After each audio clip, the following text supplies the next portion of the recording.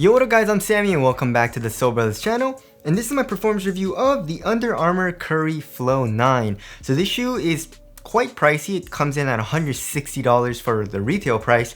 And if you guys do want to cop, I'll try to leave a link in the description box. I mean, Under Armour had their very limited release of the Sesame Street colorways. It was this one, and then I think it was the bird colorway. And they didn't even release the full pack. Yeah, they had some other colorways coming out as well, but they haven't released any, unfortunately. So hopefully they release more colorways of the Curry 9 soon. But anyways, let's get it started off with the Tracciones. And if you guys didn't notice, it looks very similar to the Curry 8 traction pattern, which it's pretty much identical to the Curry 8 pattern, and also the pattern found in the Flow Future X. So how does it perform? It performs extremely well. I had no issues with traction, although I did notice a little bit of slipping out, just a tiny bit, when it was super dusty when I first got this shoe in. So I got this shoe in and I started playing it like the first 1 to 2 times. It was super dirty, very dry out, and it wasn't sticking as well as it usually does. And I was like, yo, what the heck, right? And I had my Curry 8s, which are very broken in. I played outdoors in them as well, and they really didn't seem to have any problems, right? But then I kept playing in it, and it's just god tier traction now. It's top tier traction, so I feel like it needs to break in just a tiny bit if you're playing on a very dirty court. If you're playing on like a moderately dirty court or even a clean court, you should be fine. As you guys all know, the bite is really hard, even too hard sometimes, to the point where when I was stopping, it would hurt my foot a little bit, you know? And I would trip sometimes because the traction is just so damn good. Like I would be, I don't know if I'm like clumsy with my feet or something, but when I'm like moving around and then my foot just kind of like barely touches the ground, in other shoes it wouldn't be a huge problem, right? But in this shoe, it just like really sticks, and I would kind of like stumble a little bit, you know? Imagine saying that good traction kind of messed me up a little bit, but it kind of did. So yeah, the traction is phenomenal, as you guys all would have guessed, because, you know, from the Curry 8 and like the Flow Future X, they all had top tier traction. So yeah, you should be fine with this pattern as well. Also for durability, take this with a grain of salt, because I didn't play with the Curry 9 outdoors, but I did play on the outdoor court quite a bit with the Curry 8, and it seemed to hold up pretty well. I'm not saying it's really good, as in like it'll last a very long time, but it definitely wasn't as bad as I thought it would be. I would say it probably just would last around a normal amount of time, just like any other shoe that would have pretty good durability with a rubber outsole. So as you guys all know, traction is really damn good. Also here in the middle of the outsole, we can see a midfoot chain plate. We got 2 triangles basically, and we got Steph Curry's signature and the Under Armour logo. Of course, it'll help with torsional support.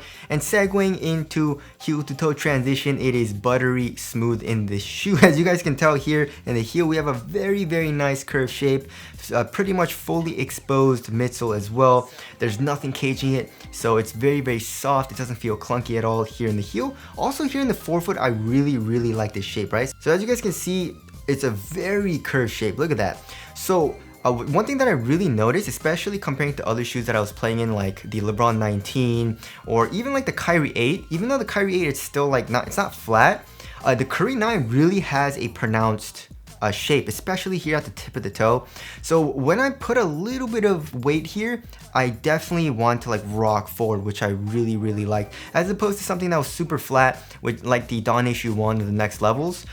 This just felt really nice and very natural, especially when I was shooting. And coupling that with the very curved shape, as well as a pretty flexible forefoot, as you guys can see, this plastic midfoot chain plate is pretty stiff, so it doesn't really allow the shoe to bend at all, which is really good for torsional support, but it does have a good amount of flexibility here in the forefoot, kind of like where your foot bends anyway.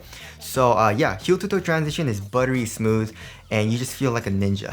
You know what I mean? Just because, also, if you guys didn't know, the Flow outsole does not squeak at all. It's actually very silent.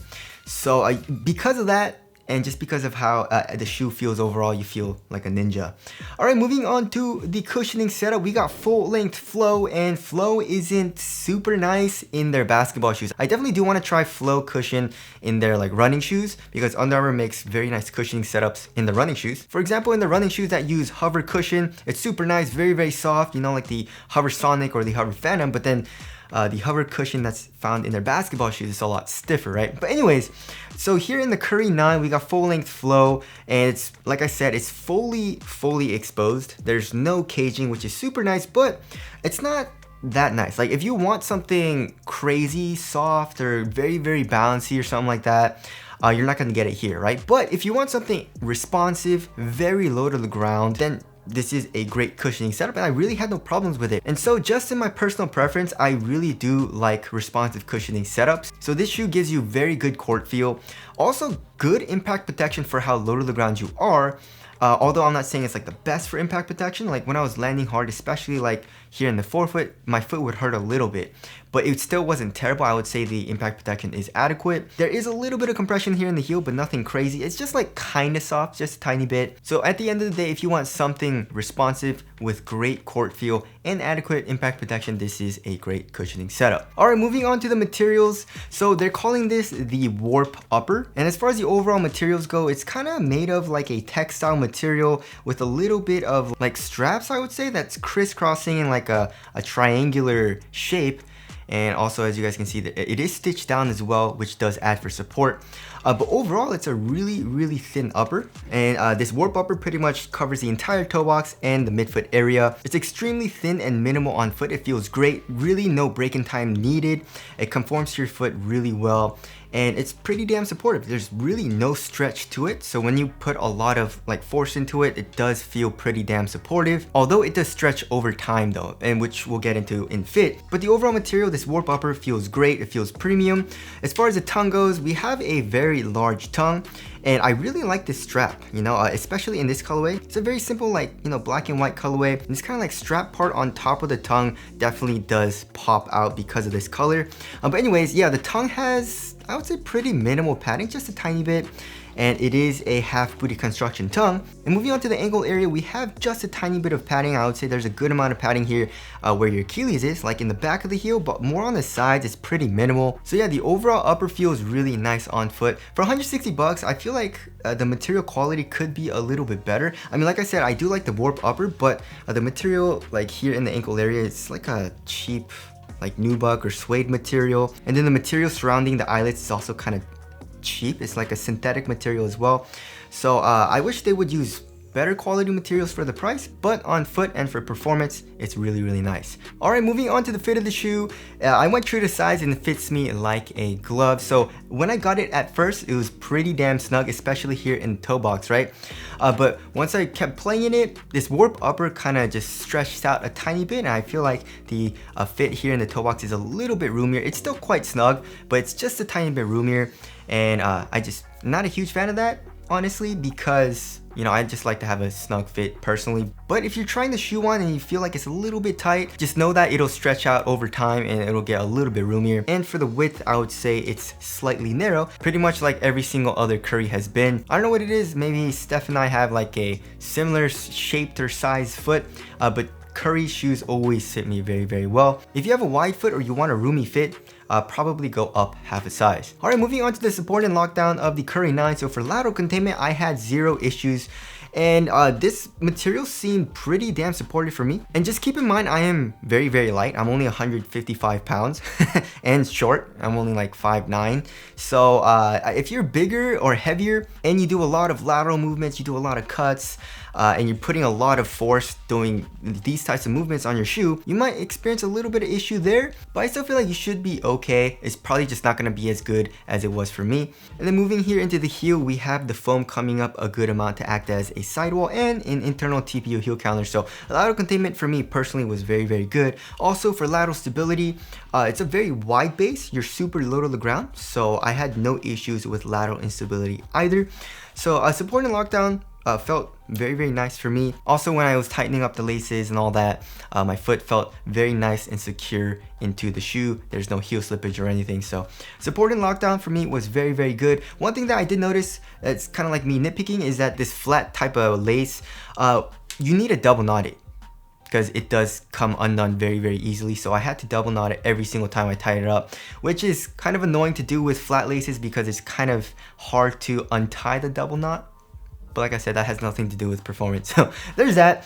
Moving on to the weight of the shoe. If I remember correctly, the shoe is extremely light and it feels extremely light. Yeah, so it's 10.48 ounces. Let's check the right pair. 10.41 ounces. Yeah, so the Curry 9, extremely light. It feels kind of like a running shoe, and that's not a bad thing. Running shoes are extremely light, and if you guys have seen like my Does It Basketball for running shoes, they're actually really nice, but they lack lateral containment just because, you know, if you're running forward, you don't need lateral containment, right? Basketball, you need lateral containment. So this shoe pretty much feels like a very lightweight running shoe with good traction, really good traction, and good support and lockdown. And like I said, you feel like a ninja. You know, it's a very quiet shoe. You feel very lightweight, and it feels like an extension of your foot or like your body, just because I never have to worry about the shoe. I just need to worry about playing basketball, which is something that I always look for in a basketball shoe. All right, moving on to the ventilation. As far as airflow goes, I'd say there's a little bit of airflow, and like I said, this material is extremely thin, so my feet actually felt pretty cool when I was playing in the Curry 9. Moving on to the aesthetics, this shoe definitely did grow on me a lot. I really like how it looks now. And there's some awesome colorways or PEs that Steph's been wearing. There was like a kind of like a black, white, and gold colorway, and also another Dub Nation colorway that looked great that he wore. So as far as the aesthetics go, I really like it. Tell us what you guys think of the aesthetics down in the comment section below. So wrapping things up, the Curry Flow 9, it's a banger. It's a top tier performer. This is gonna be one of my main shoes. Like, I absolutely love playing in this shoe. There's really nothing that I would change about it. Maybe the cushion a little bit. Make it a little bit softer, or maybe make it a little bit bouncier, but to be honest, it's not that big of a deal. I actually do like the responsive feel of the cushion. Traction is top tier, material is super minimal. It's a lightweight shoe. I had no problems with support or lockdown. So yeah, the Curry 9, just like the Curry 8, is a top tier performer, and I feel like most people will enjoy playing this shoe. But anyways, that about concludes my performance review of the Curry Flow 9. Again, if you guys do want to cop, I'll try to leave a link in the description box, but that's it. Thank you guys for watching, and I'll see you guys in the next one.